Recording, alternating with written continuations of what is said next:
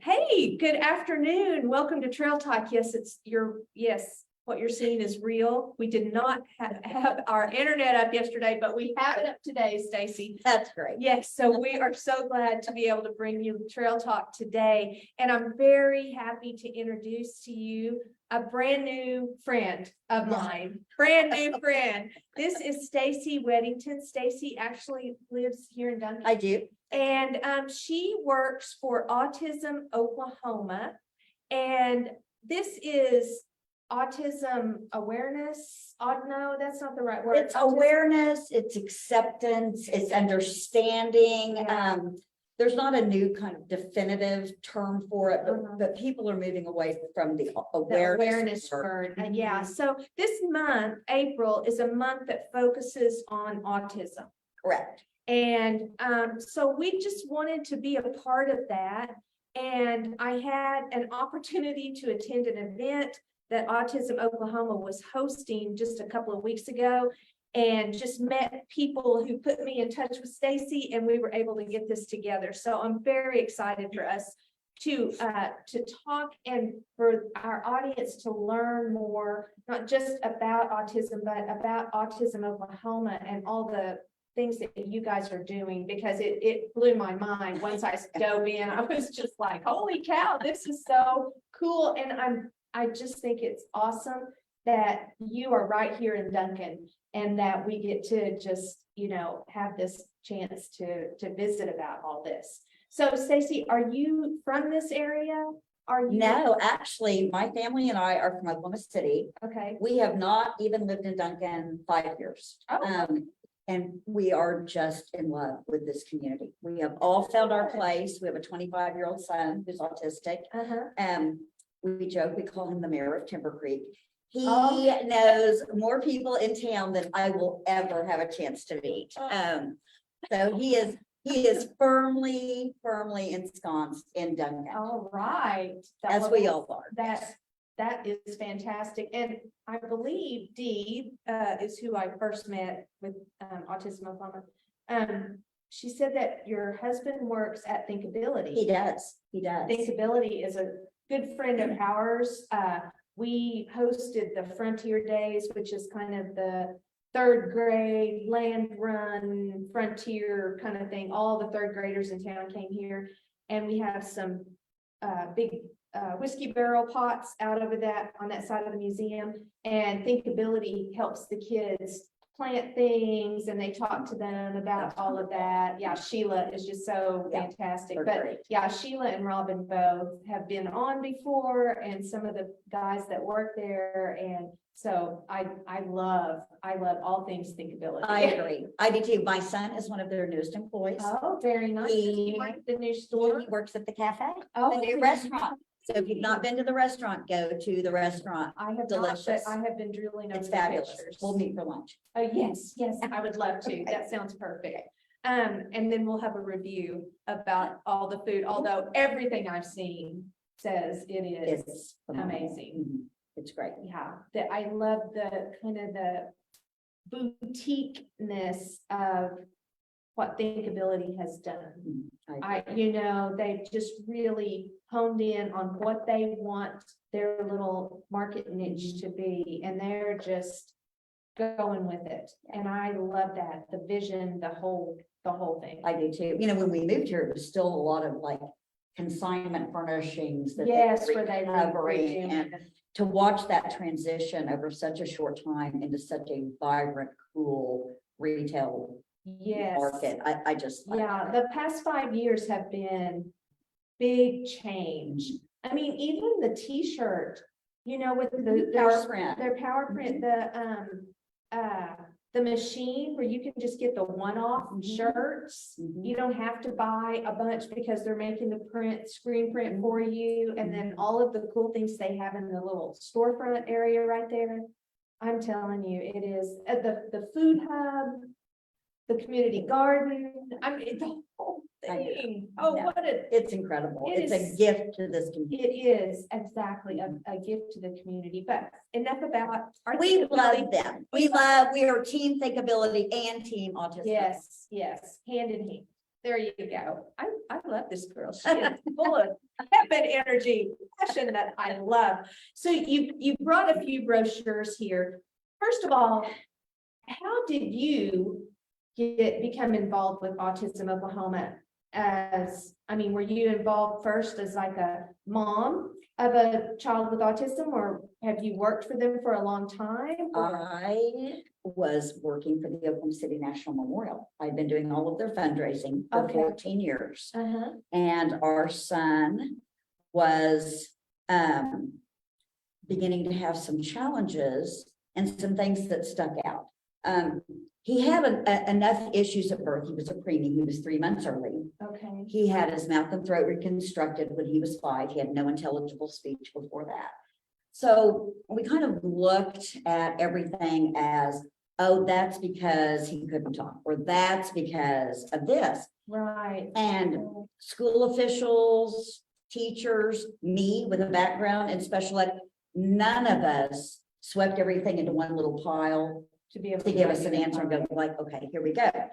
And he finally had sort of a Bermuda Triangle of events in about a 48-hour period, and he was just done. He was over it.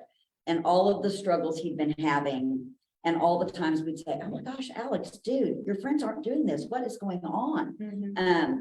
No one's acting like this. No one is behaving like this. And he was over it. And he had the meltdown of all meltdowns at school. My mom's in the hospital emergency room with a broken hip. He's turning 16. I think he was just done. And so once he kind of kicked the bottom out of that shell he had built around himself, there was no going back. And so it was just this, what has happened to my child? What are we doing here? And that led us to explore a diagnosis to try to sweep all of these things into a pile. Right. So Is that a thing that happens sometimes? It can When be. someone with autism, they're able to build They a kind of wall. mask. They see what their friends are doing. And they're like, well, I should talk this way, and I should probably act this way. And this is what they're doing, so I should be doing this too, because this is what's supposed to be the thing. Right. But often they're, a step or two behind it. And so Or the not jokes quite fall, understanding. the jokes fall flat. They don't understand some of the sarcasms. And so all of a sudden, I kind of have said, when kids are young, they're all in the squirrel pool. I mean, they're kids, they're squirrely and they're goofy and they're funny and they're all these things. But it hit a point where his peers and his contemporaries had hit a level of sophistication, and he had not. So then he became a target. Then he was bullied. Then the teachers would say, quit being weird. You're weird. Stop being weird. And it just, we were just done. So Not to mention the fact that he's a 16-year-old with hormones. with and all everything, the and other you already things want to be tofu and just sort of blend in and be cool, and you're sticking out and you can't help it. It's out of your control. So he was diagnosed, which, I remember going to my parents afterwards and said, okay, well, we have autism. And I said, if they still use the term Asperger's, that would be where he is, And so my dad goes in, Google Asperger's, and he comes back, and we'll never forget the look on his face. He walked in the bedroom and he said, well done. It's like, okay, we've got, here's these 20 signs to look for. And it's just like, Alex just like is a beacon in the night. And it was a relief in many ways. And I told him, I'm like, listen, you are the same child today that you were yesterday. You are not a different kid. This does not change you. This does not define you. This will help us be better parents. This will help you learn where you have areas that you're going to need some support. And I said, you can either let this kick your behind, or you can own it. And I will tell you that for many years it kicked his behind. Until he reached a level of maturity. And now he is a beautiful advocate for autism. He will tell people his story, tells them about his autism, what it means to him, how it impacts his life in good ways and bad. And he'll tell you, if somebody says, well, what does it mean to be autistic? He says, well, let me tell you. means you're really, really smart and you're really, really weird. And so that is how he sums it up. And he calls himself an unapologetic nerd. And he is thriving and happy. But after that diagnosis, I'm like, I don't know what I don't know. And I am a knowledge gatherer. Yes. So I research, and I send an email to Autism Oklahoma. Comes back, we correspond by email, then we have some phone calls. And then I have coffee with the founder and executive director. And the next thing I know, we're having lunch and a job offer. And so I thought, you know what? If I can make life better for Alex and thousands of other kids like Alex in Oklahoma every year, how do you say no to that? Exactly. And so I've been there about 7 years. Wow. That is, I love that whole story. I'm sure that it was not all the wonderful trip. No, there were more valleys. There were more valleys than peaks over those years. Right. But now we are on the rise. Alex graduates from college next month. Oh, yes, I love it. He is graduating from OCCC with a degree in film and digital cinema production. All And right. so he's got his job, and they're looking to maybe have him do some video storytelling for thinkability in the future, where he can put his degree to use. So you all out there that need some video work, we got a number you can call. Right. Well, I'm just wondering even about around here, I mean, we have Stuff we'll talk. when we're having lunch at the cafe. Exactly. We'll figure this out. Yeah, exactly.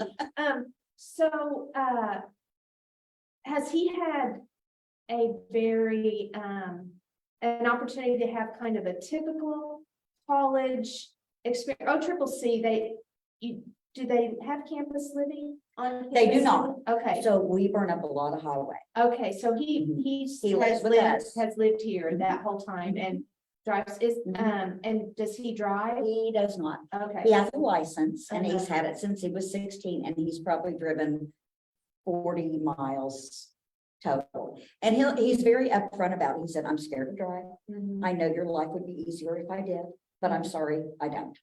And I'm like, honey, it's cool. He's got a golf cart, Mhm. so he can burn up a lot of territory in Duncan with just that. Mhm.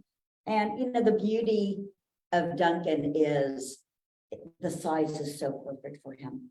He knows where everything is. He knows where all of his people are. Mhm. And trust me, he makes the rounds, and and he's going and he's visiting his friends and his neighbors and his folks Mhm. all the time. And it's an easy town for him. Oklahoma City is ridiculously huge. Right. And especially if you don't drive and you have autism, Right. it makes it really tough. Right, I can only imagine. Mhm. That would almost require just very scheduled kinds of things with, the driver. And there are more people than just Alex. Right. Everyone, I can see where that could be a really big challenge. Yeah, it can be. And so what did bring you to Duncan? God. I- I mean, I didn't even know Uh-huh. where it was. And we had, doors close and doors open and doors close and doors open. And the next thing I know, we're moving to Duncan. Wow, Mhm. wow, And it's been the greatest thing, just Yeah. the greatest thing for our family. yeah. The pace, the quality of life, the way this town surrounds each other, whether it's a lost cat or, a silver alert, or the things that people do quietly and publicly in this town to take care of each other.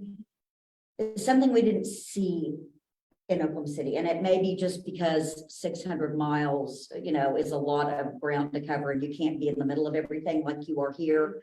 But there is a feeling of love and community in Duncan that we did not experience in Oklahoma City. Wow, you could be the spokesperson for Oh, the Duncan Chamber of BBB Commerce or yeah, something. yeah, I don't know. yeah. And you get out of a town what you put into it. And so we all play our roles. My husband is the chair of the Parks and Rec Department, or their volunteer board. And Alex and I are both very involved with Duncan Little Theater, and in our church. And when you put in, you receive, and we came to a town where we didn't know anybody, and it was like, we gotta figure out where we're gonna plug in. Right, right.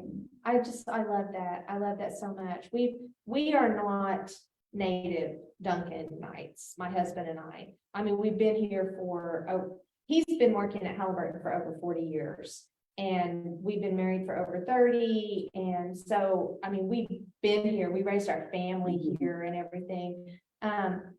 So I mean, I always love to connect with other people who are the Transplants. transplants, yeah, because it's great to, you know, to hear that same perspective, you know, being welcomed and loved on and all of those things. That's so nice. Yeah, it's beautiful. We've got dear friends here.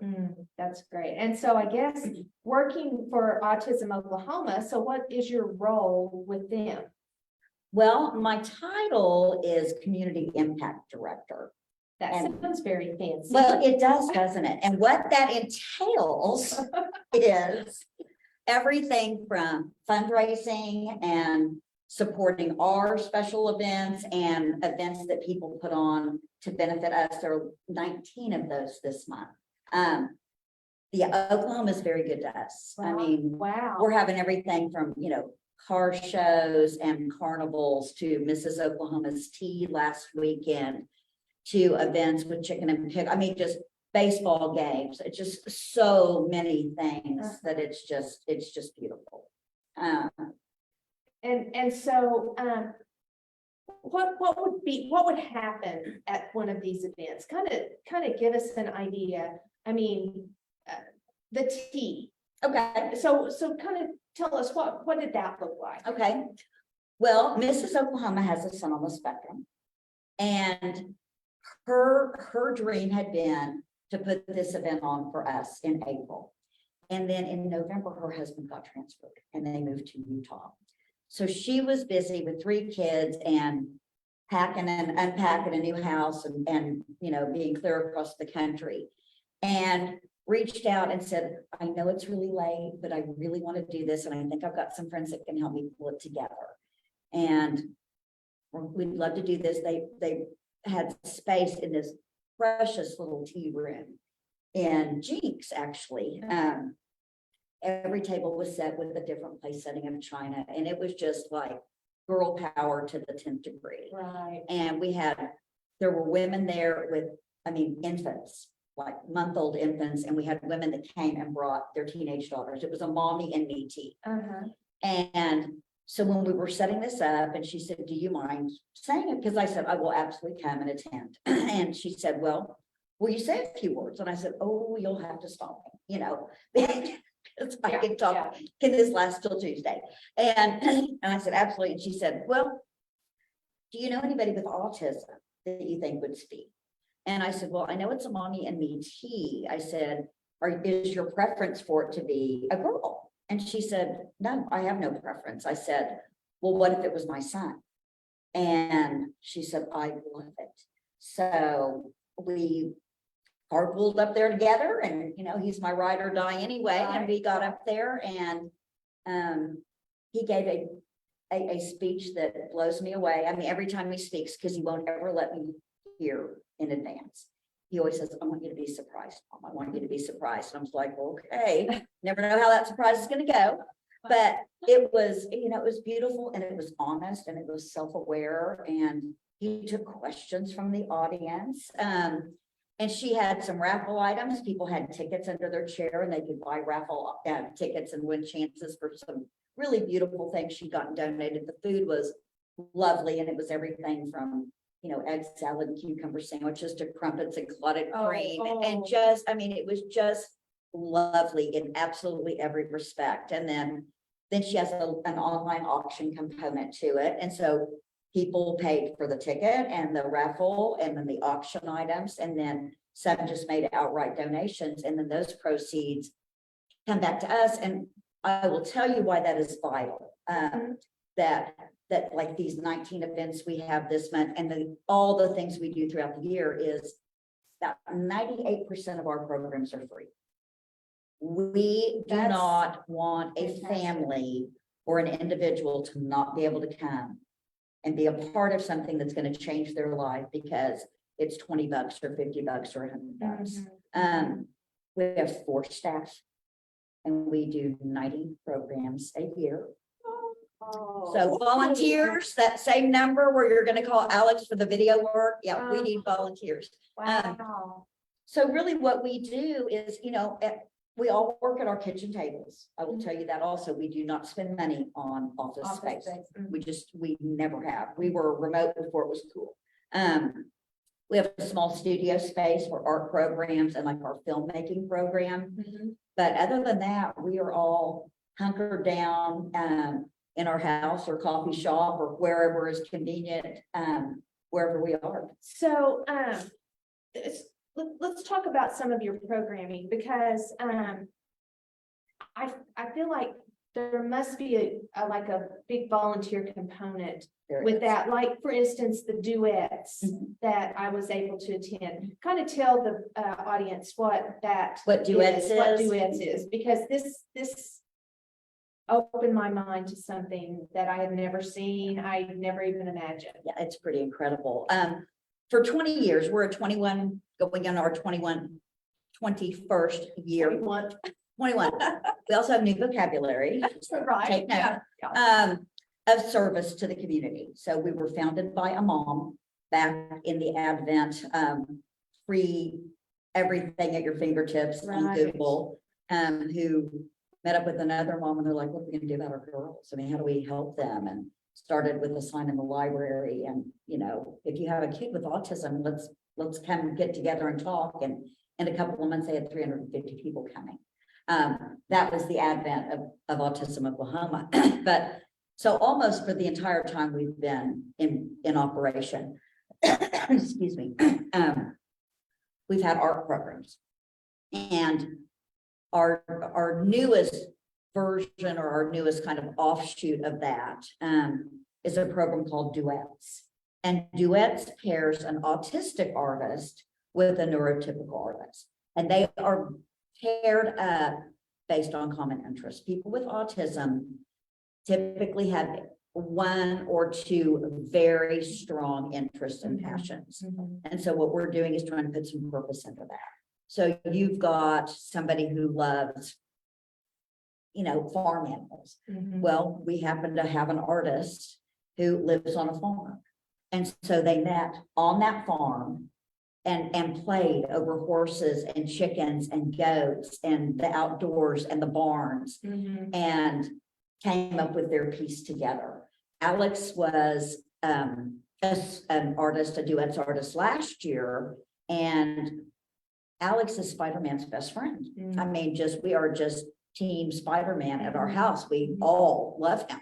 And he was paired with an artist who is a graphic designer, and does these really cool kind of abstract renditions of superheroes. So they look non-traditional, but you can totally, who it is. Right. And so they were paired up and did a Spider-Man piece together. That Spider-Man piece was actually purchased by an employee of Marvel Studios, who said that this was all, just coming out of COVID, and said that Spider-Man had saved the movies in 2021. And they wanted to have that piece of Spider-Man. That is just so cool. Yeah, it's cool. So cool. Yeah. This was our 3rd year to do duets, and that's just one of our art programs.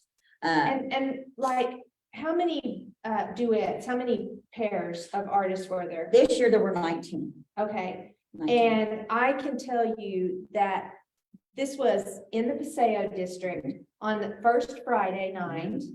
And with all of the other galleries, everything else going on first Friday, that show was jam-packed with people. I mean, it was like walking like this. It was like pre-COVID crowd on top of each other. I was so blown away. It's amazing. We have people that have been following our artists for 20 years. I mean, we have original pieces of art hanging in corporate towers and people's homes and state capitol. I mean, they're all over the country. And I mean, most of them were some kind of a paint medium, but there was the one that was like three-dimensional. The way. The wave was so cool. Yeah. That was such a cool piece. Well, and what we love is each of the neurotypical artists, you know, they're professional artists, they come with their own meeting. Yeah. So it's a chance for our artists to learn a different way to create. Mhm. It's just incredible. So that alone was based on the volunteerism of 19 professional artists. Yes. That's beautiful. Who spent some considerable time, depending on the piece. Mhm. Some would work together. In COVID, we happened to get this incredibly generous grant that we had written pre-COVID to launch this. Well, we got it, the grant, and then we had to execute in the middle of COVID. So we actually had people that would work on their piece and then they'd like hand off in a parking lot with their masks on, and then the next person would take it, and then they would meet and go back and forth. So it was interesting to see some were still willing to meet in person. Mhm. Now, I think all of our artists, all of the pairs met, but they meet all over the place. They may meet in the professional artist studio. They may come to Autism Oklahoma studio. They may meet in a neutral place and work. But they spend some time getting to know each other so that level of trust and comfort, and they figure out how to communicate with each other. Even though, I mean, some of our artists are nonverbal. Mhm. And so color is their communication. So they are telling you about themselves through their piece. Mhm. And who better to understand that than an artist? I mean, can you imagine how quickly they're able to really communicate and understand? Yeah. That's amazing. I love It's that. it's a beautiful. So are these, is like the tea and these other things happening this month? That sounds like those are fundraising events. Typically, they are. Some are awareness events. Okay. With maybe a tiny, like one raffle item or something component to them. Okay. So it's just a variety, but, we make no secret that we need money. Sure. Sure. We are a tiny organization. We have about a $470,000 budget. And through that, we are directly touching 4,500 children, teens, adults, and their families every year. Wow. So when you break that down, it's really, it's a lot of bang for your dollar as an investor and as a donor to what we do. We don't take state funding. We have stayed out of those programs because people with autism are so unique. And everybody is unique. I'm not to say that other people are not. No, but but you're not discounting anyone Right. by making that statement, but what you're saying is something that people need to understand. It is Correct. another level of it uniqueness. is another level of uniqueness. And so the time it takes to put together a group of artists, Mhm. We can't just have an open call and say, all right, everyone bring your autistic child down to our studio and we're going to have an art class on Tuesdays at 10, because we don't know what's coming in the door. And we need to know and we need to understand. So you can't take a child with very, very strong smell sensitivities and put them in an oil painting class. Mhm. So some of those things which, say, oh my gosh, I never thought of that. But those nuances are so strong in so many of our individuals that it takes a lot of time to make sure that Billy can be with Susie, can be with Debbie, can be with Mark, can be with, and that's all going to work. Mhm. And that takes time and that takes getting to know our families. Mhm. So that's why you can't go to our website and just sign up for our class. We have a family that's new to our film program. Uh-huh. And they're lovely and they drive. They are right outside of Fort Smith, Arkansas. So if you want to know how much in demand what we do is, we've got people driving 3 hours Wow. to come to a program that meets one time a week. Wow. And so they filled out the application and we had talked to them and we said, we'd love to come and have him lecture. Well, is he in the program or not? And I said, I don't know. I can't answer that yet. We haven't met him. He hasn't met the other guys. The other guys haven't met him.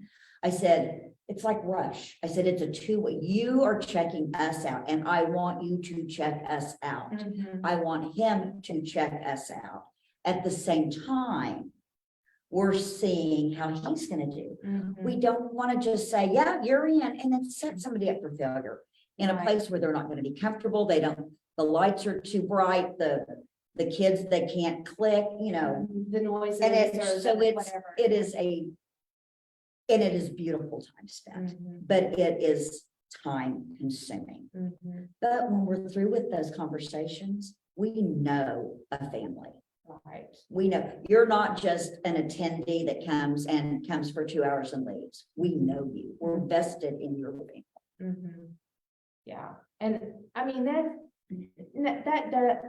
has to mean so much, even though that mom may not have understood initially. Oh, she gets it now. Yes. You know, now once if they're willing to stick the process, stick it out, to fully understand and okay, so you know what, that program isn't best for your child, but let me recommend, this is probably something that you guys are able to do, right? You could recommend a different program maybe they weren't aware of or just didn't see their child in that. Is that We something? do. That doesn't always work with people with autism because they like what they like. And it's like, well, maybe film isn't for you, but have you thought about coming over here? And they might just, no, and I'm not gonna think about it. Right. Which is why one of the things we do is, I mean, everything we're doing is interest-based, because when you give somebody an opportunity, you know, take their interest and you add an opportunity for that to happen, it's magic. And it's in a safe environment, it's in a supported environment. It's real hard for autistic children, teens, adult, whatever, just to go and sign up at so-and-so gallery and take an art class. Right. It's just, or a film class or a coding class. I mean, any of these things that we do, it's just not that easy, and it doesn't necessarily tee them up for success. So we may have programs, you know, we say we have 90 programs. Well, some of those events have 125 people every month. Some of them may have 4. So like my son, one of his, you know, his superheroes, I mean, we are superhero level. Well, we have found a group of guys and they're all over Oklahoma. And they're just as passionate about superheroes as Alex is. And so they get on Zoom and they have an hour-and-a-half Zoom meeting every other week. And they just geek out and they're running back and forth. And here's my new movie. And oh my gosh, here's my new video game. And look, I've got Iron Man sunglasses. And they're talking about what movies are coming up and who's directing them and who's producing them and what the soundtrack's going to be. And, you know, this is the 3rd trilogy and the 4th of the series. I mean, and they can tell you everything you'd ever want to know.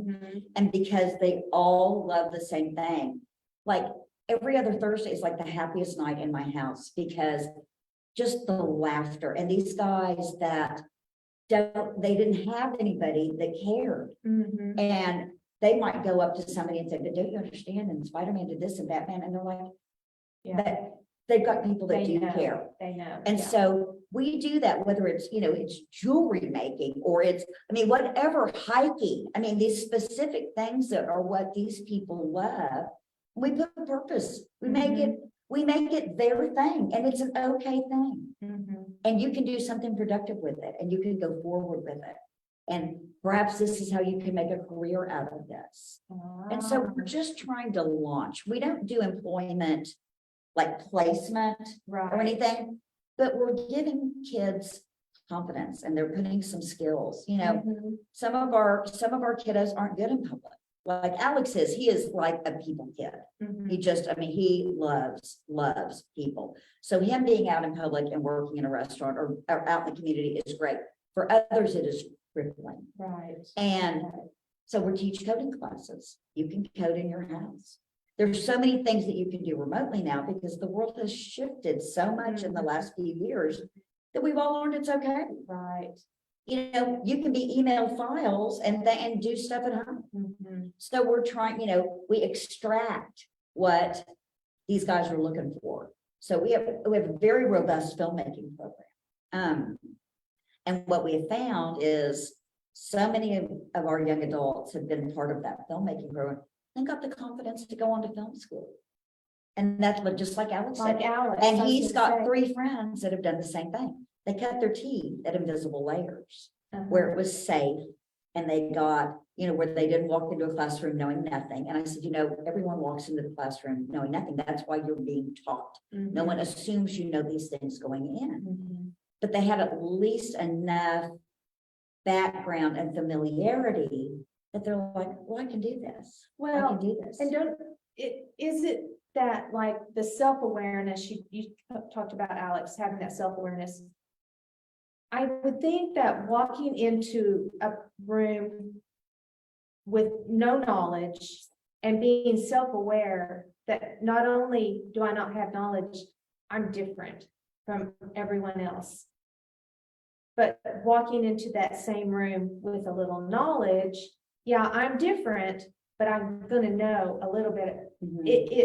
It would have to be feeling equipped. It was a boost. It's an absolute boost. Alex had tried OCCC right after high school. He was not ready.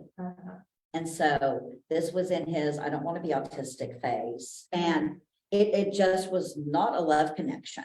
And we adore OCCC as an institution. And I mean, we're their biggest fan, but we pulled back and we said, okay, let's work on accepting who you are and being okay with who you are. And let's flip this where it's kicking your booty and let's figure out how you're going to start owning this. And that took what I call autism standard time. I should probably have that like trademarked or copyrighted, but you can't rush it. You have to learn, Dr. Temple Grandin, who's probably the most famous person with autism, talks about the loving push.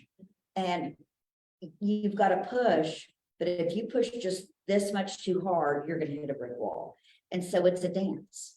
It's a dance of when they're ready, and they're not ready when everyone else is ready. And you have to learn to be okay with that as a parent.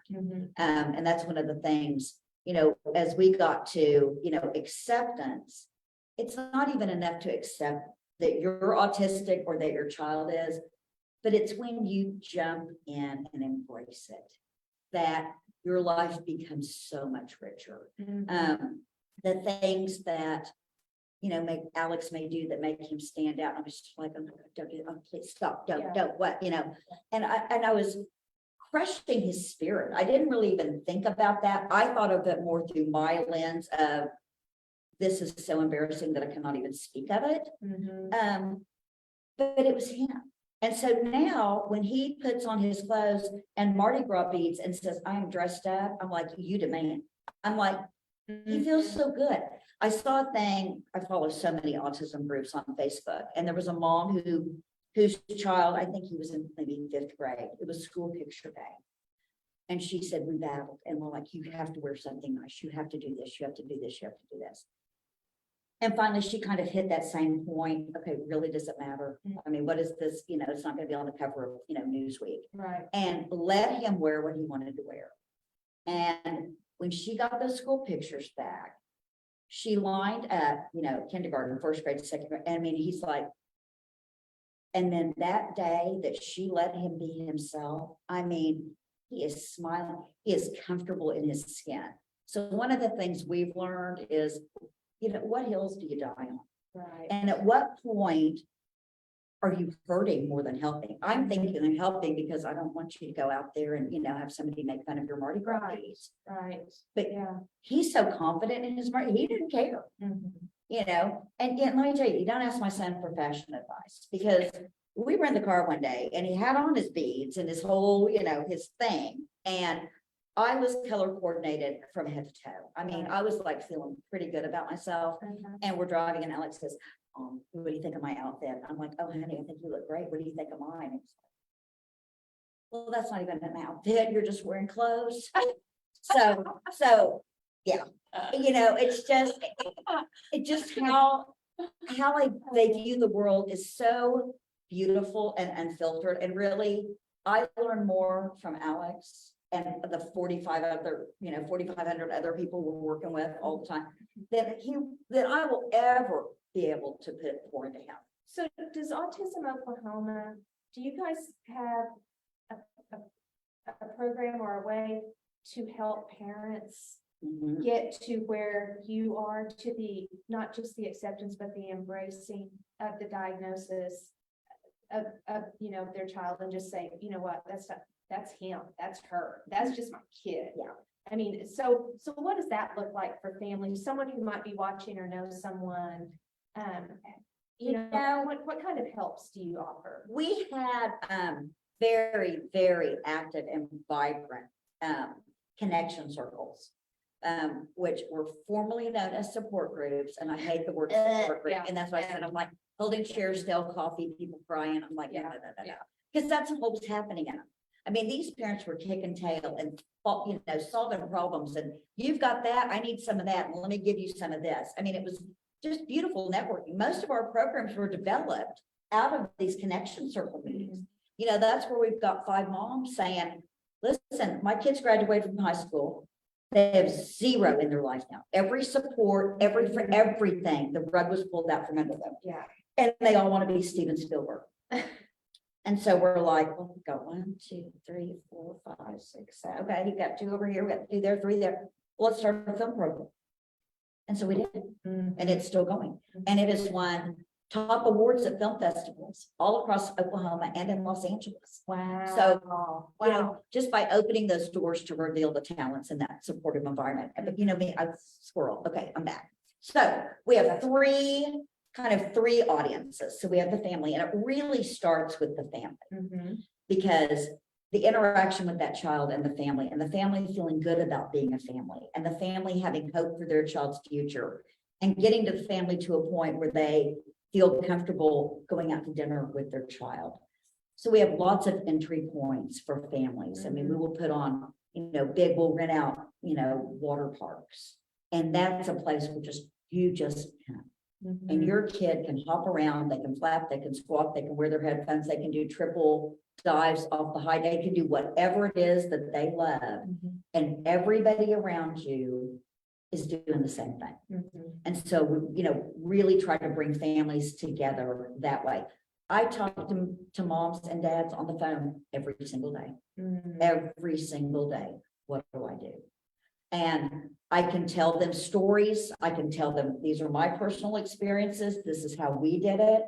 It may not work for you, but let me tell you what my friend did, and it worked for her. It also may not work for you, but try to give them some real life, you know, ways to keep moving the needle forward, and to give themselves some grace. It's hard to be a parent, period, amen. Right. But when you add, you know, any type of a disorder or a disability or a difference on top of it, it's just another layer. And with autism being an invisible disability, and that, you know, unless somebody is really severely impacted and profoundly impacted by their autism, you typically don't know. Now, I know I spend enough time in the community, in the stores, and I'm like, I hear the song of my people. Yeah. And I always go over, you guys doing okay? Because sometimes they're not. Right.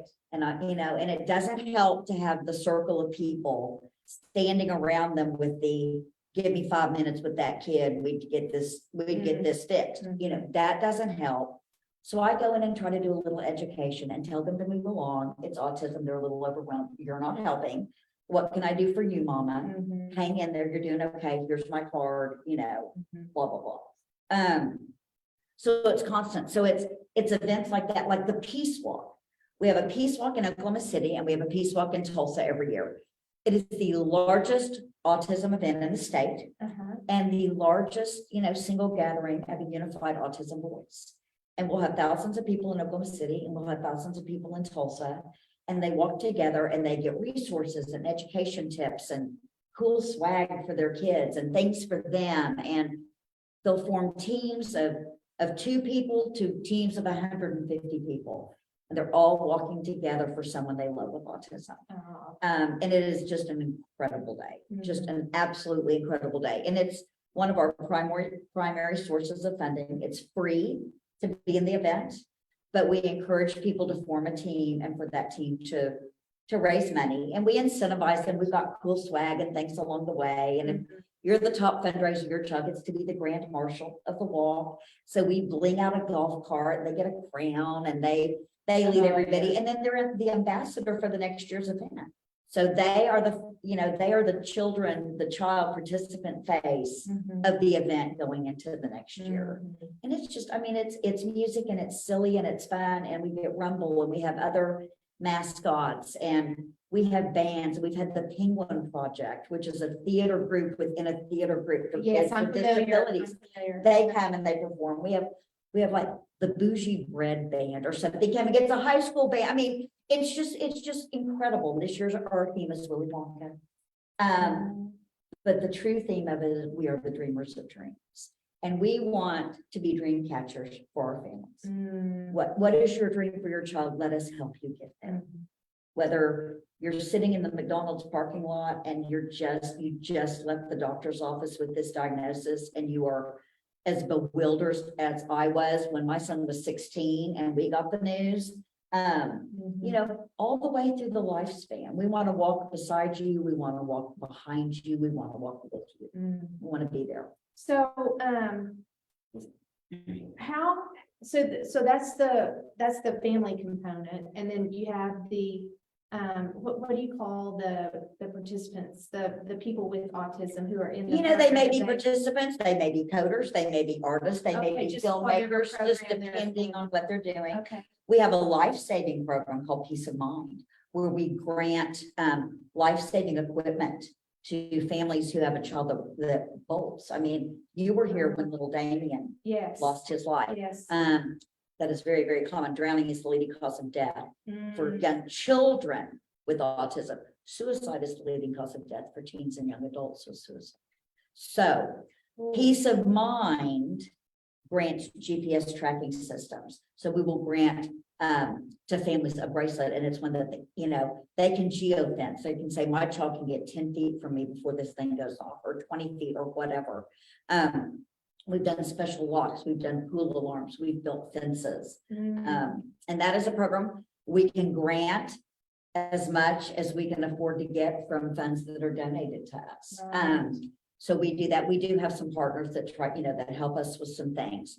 And like we're doing specialized swim lessons. We've done those. We've had an I Can Swim camp that lasts for a week with specialized aquatic instructors that are trained to teach kids with autism how to swim. So we've done things like that through that Peace of Mind program. Wow, that is you guys have like the whole. We are everywhere. Go to our website, autismoklahoma.org. So do people, like step one is give us some information about you, your family, your situation? Is that what people would? A lot of times it starts with a phone call, and it's just like, okay, my child just got diagnosed. What can you do for us? What can you do for my child? And then we're like, all right, sit down, mama, pour some coffee, and we're going to talk. Yeah. So let's talk about your kid. We don't have like a day program where people can come and drop their child off from, 8 to 5 where they're working or anything like that. But you know of those places. But we do, and absolutely. And we spend a lot of time. I spend a lot of time with my phone on speaker mode, and I'm Googling. I'm like, okay, write this down, and then go write this down. I was doing it at 7 o'clock this morning with a friend who called me and said, I need you. I'm like, you got me. What are we doing? Yeah. It's incredible. We're just so blessed to do what we do. Right. My mind is just kind of blown by how far reaching you guys actually are. It's pretty incredible. It's very incredible. We'll put your website information in the comment section on this Facebook Live thing, but you have your numbers on these and this brochure is pretty great.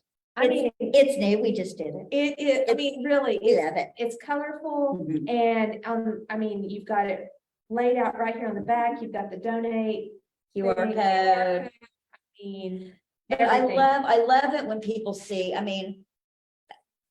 Our core values really drive us. And this is who, we believe that every person with autism has something to offer their community.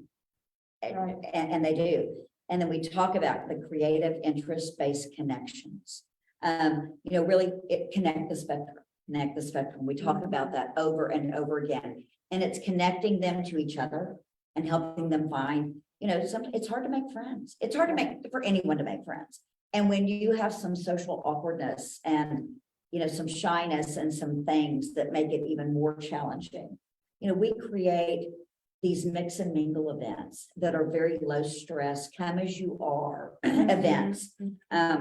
I saw some of those. We were talking about Love on the Spectrum, Mhm. which if you have any interest at all in understanding what young adults with autism might be experiencing in an attempt to get their feet wet in a dating situation. I mean, anyway, that show, I loved it. I binge watched that show because I was so I just got so drawn into their lives and what they were experiencing.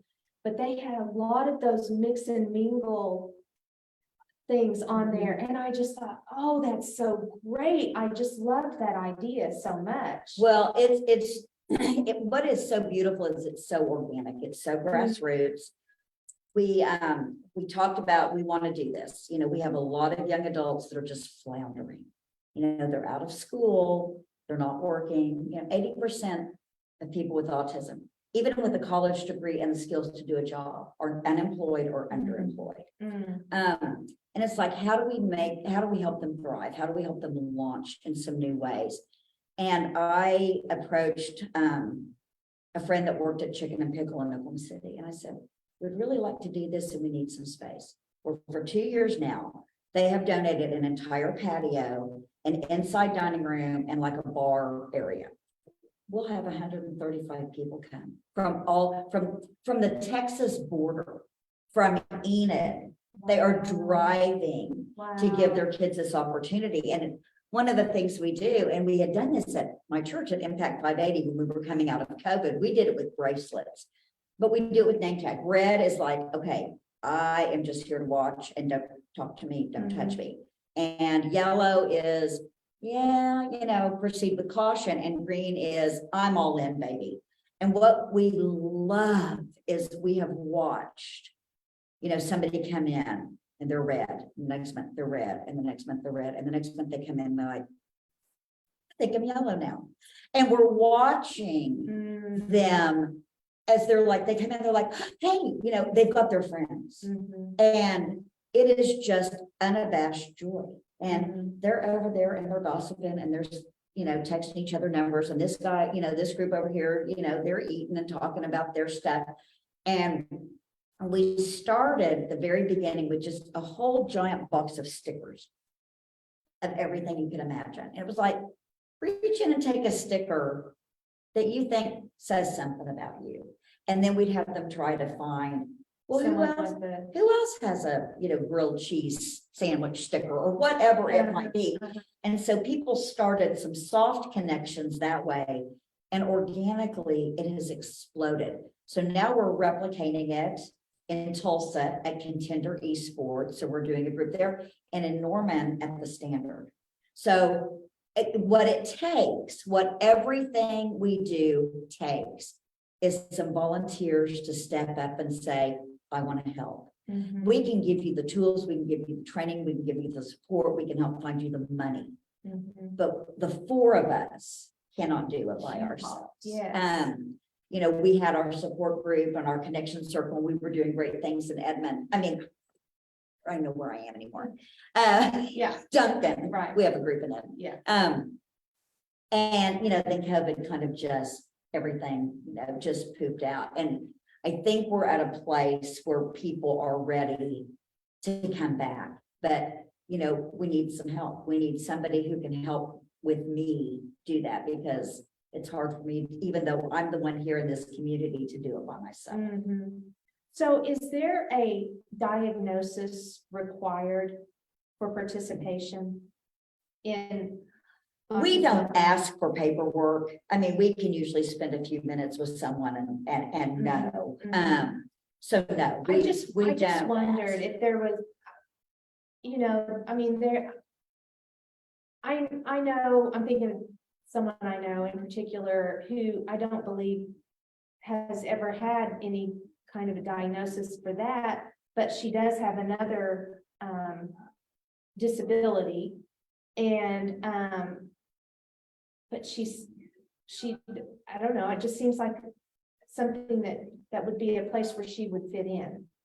And so that's why I was curious about that. I was just wondering if that was something that was Now, most people just, they either self-disclose or their parents say, this is my child may have autism. right. So we've never, we don't ask for any documentation. Okay. The only time we ever might ask for something is like in one of our branding programs, like for peace of mind or something Right. like that. Right. Yeah, for sure. But no, No. we don't. We just have, we've never had somebody with fake autism. Well, no, Try to yeah, be a part I of wouldn't, things I or. wouldn't think that. I just meant like maybe someone who might see themselves as similar, but I don't know.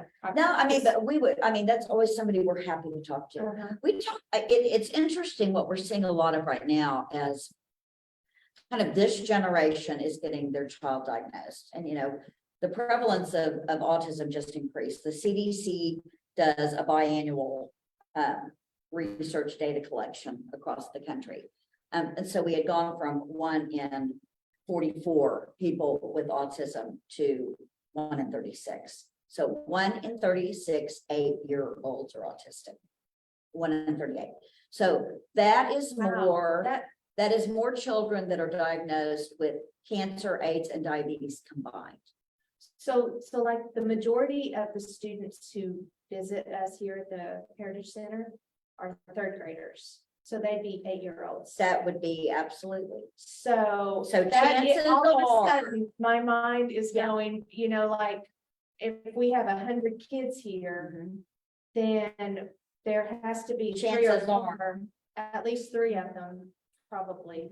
Have y'all ever done it like a sensory Saturday or anything where you kind of turn things down? And we have not. Okay. Now that is something that a couple of us have talked about doing something like that, but no, we have not done anything like that. Because have you visited the Heritage? I know. So like the movie, it could be a lot. During the thunderstorm, there's a lot of sounds, a lot of lights, and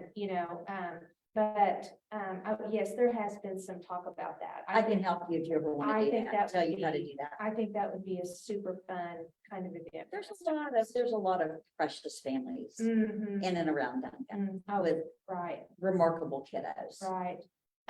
So one other thing that I was thinking about was kind of a I don't know if you'd call it like socialization kind of classes, or like here's how to have a conversation. I saw this also on the Love on the Spectrum. One of the coaches, helping them learn how to have a conversation, which someone who raised neurotypical children, that's something that we take for granted. we talked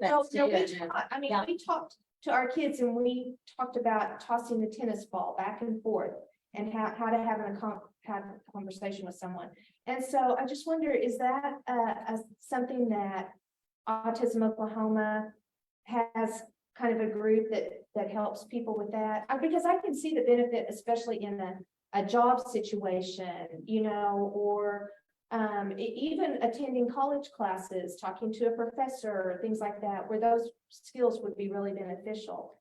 We don't do it in a quote unquote class setting.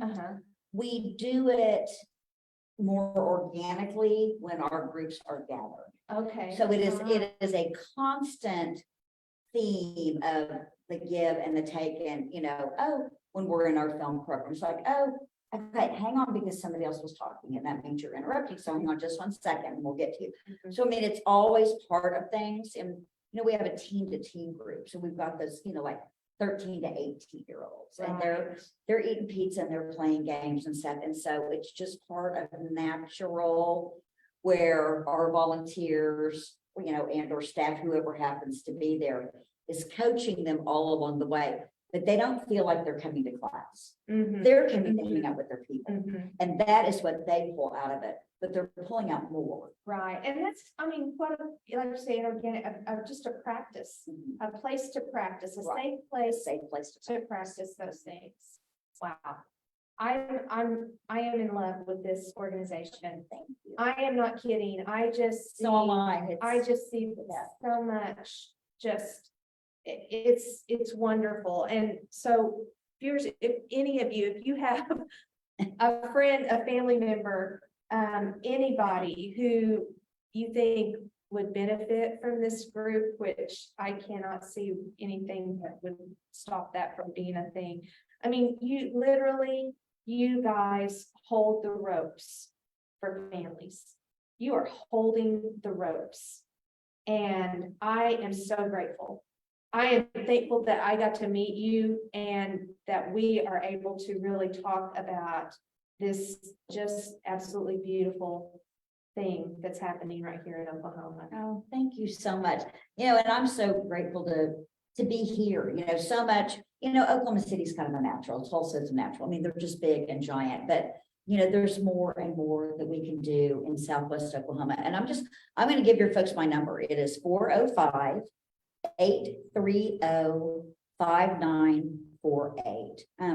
And just reach out. I'll leave some cards Okay. and a few brochures. So if you guys want to stop by at some point, maybe they'll, I don't know, put them in the bathroom rack or something. They'll be somewhere maybe. A couple in a of places place. around here that we could Some put little brochures hidey to. hole have it. But I mean, reach out. I mean, that's why I get out of bed every day, because I'm making life better for a whole lot of families. Mhm. We're giving families hope, and we're having families say, I can't believe my kid did that. Mhm. I never thought my kid would do that. I love that. And I'm the crier of the group. So it takes nothing for me to just lose it, because I'm like, okay, Mhm. there we go. I mean, that is our mission. That should be every nonprofit's mission Yes. for whatever it is, that they're doing. But when you have those parents grab your hand and say, I can't believe it. Mhm. And you're like, we did, Mhm. but they're running on onto the standard time. It's going to happen when it's going to happen. Mhm. And we're just going to all be patient, and we're going to show grace and kindness, and we're going to support, and we're going to try to put a no fail zone around them, and then teach them how to translate that into the community. Mm. Wow. Yeah, it's good stuff. Autism Oklahoma knew what they were doing when they snatched you up. Oh my gosh. Stacey. No, I've learned so much from my team. They knew they were autism parents a lot sooner than I knew I was an autism parent. So I'm like, I always felt like I was playing catch up and late to the game. And I'm like really loud, and most autism moms are like, so, and poor Alex, he just learned to what? Yeah. That's how he learned. And maybe that's why he's just so wow and out there as well. I mean, he's Yeah. a product of his environment. And sometimes that's good, and sometimes that's not good. But yeah, he's incredible, and he's incredible in huge part Mhm. because of where I happen to be, which means that's where he's got to happen to be, and to learn along the way, and to make dear friends, and to get involved. And he loves to talk, he'll come and tell we've got people over. He's like, I've got to go teach my class now. Excuse me. And I mean, he takes such pride and ownership in it. And I was like, you go, buddy. And I'll lean my head down and say hi to the guys. But I'm like, oh my God. I mean, who doesn't want that for their kid? Exactly. Who doesn't want their kid at whatever level of independence they have today, and are going to have tomorrow and in the future, and just to embrace life. Mhm. And he's learned to embrace life. He's learned to feel good in his skin. He's learned that, and he said this at the luncheon last week, and he said, people with autism are different. And he said, and that's okay. There's nothing wrong with that. Mhm. And we've taught him pre-diagnosis, everybody has something, buddy. Everybody has something. And if everybody was the same, this world would be so boring. Yeah. So, different is beautiful in our world. Mhm. And it always has been. And then, to finally figure out what his different was, has made the road a lot smoother for all of us. Mhm. Wow, that's Wow. great. Thank you so much Thank for being you. down trail. Oh my gosh. I can come back next month. I Yeah, know. I think I want to meet Alex for sure. I want to Oh, have yeah. Alex He's come awesome. on sometime. He's super That fun. sounds great. Yeah. Well, when we sign off, we always say happy trails. Happy trails. I can absolutely do All that. right, all right. Happy Happy trails. Thanks for watching.